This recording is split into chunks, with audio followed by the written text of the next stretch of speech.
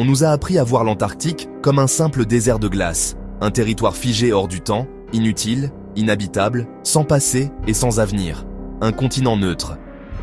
Pourtant, si vous regardez de plus près, aucun autre endroit sur Terre n'est entouré d'autant de règles, de traités, de restrictions et de silence. On ne peut pas s'y rendre librement, on ne peut pas y explorer ce que l'on veut, on ne peut pas y forer où l'on souhaite, et surtout, on ne peut pas poser trop de questions. Avant d'aller plus loin, comprenez bien ceci. Lorsqu'un lieu est réellement vide d'intérêt, il n'est pas verrouillé.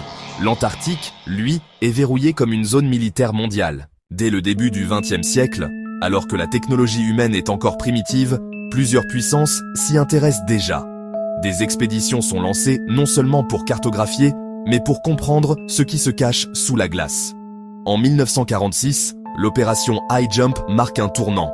Plus de 4700 hommes, des porte-avions, des avions, du matériel lourd.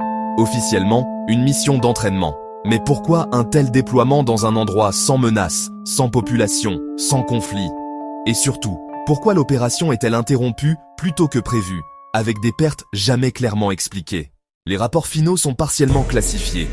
Les témoignages des participants sont rares, fragmentés. Ce silence n'est pas une preuve, mais il est une anomalie. En 1959, le traité sur l'Antarctique est signé. Un texte unique dans l'histoire humaine. Il interdit toute militarisation, toute exploitation minière, toute revendication territoriale.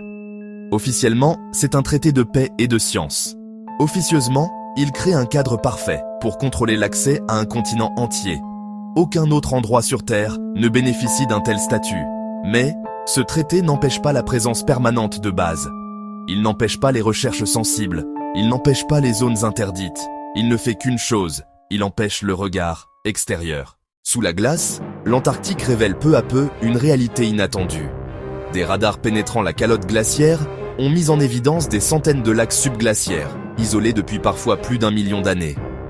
Le lac Vostok, par exemple, est totalement coupé du monde extérieur depuis des temps immémoriaux. Pourquoi tant d'intérêt scientifique pour ces lieux? Parce qu'ils pourraient contenir des formes de vie inconnues, ou des informations sur le passé de la Terre que nous ne maîtrisons pas encore. Mais ce n'est pas tout. Des chaînes de montagnes entières sont enfouies sous la glace. Certaines structures géologiques semblent trop régulières pour être facilement expliquées sans études approfondies. Des anomalies gravitationnelles ont été détectées. Des zones montrent une activité thermique surprenante, comme si la glace recouvrait quelque chose de plus chaud, de plus actif. Encore une fois, ce ne sont pas des preuves de quoi que ce soit, mais ce sont des questions sans réponse publique. Et puis, il y a l'histoire ancienne. Des cartes médiévales, comme celles attribuées à Piri Reis, montrent des terres australes sans glace, bien avant la découverte officielle du continent. Les explications officielles parlent de reconstructions approximatives. Peut-être. Mais pourquoi ces cartes existent-elles? D'où viennent les sources originales? Qui possédait ces connaissances? Le Vatican, à travers ses archives, détient des milliers de documents que le public n'a jamais consultés.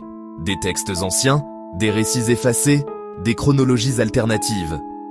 L'Église ne communique jamais sur l'Antarctique, mais elle a toujours surveillé de près les découvertes capables de remettre en cause la narration officielle de l'histoire humaine.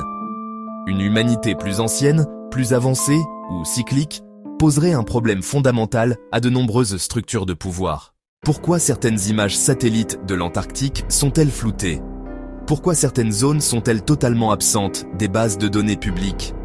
Pourquoi des vols sont-ils déviés au-dessus de certaines régions? Pourquoi des chercheurs parlent-ils parfois de restrictions imposées sans explication scientifique claire? Dans un monde où tout est cartographié, surveillé, analysé, l'Antarctique reste une exception absolue. Peut-être parce qu'il ne cache rien de spectaculaire, peut-être parce qu'il cache simplement des données sensibles, ou peut-être parce que ce continent remettrait en cause notre compréhension de l'histoire, du climat, ou même de la place de l'humanité sur Terre. Le plus troublant n'est pas ce que l'on affirme.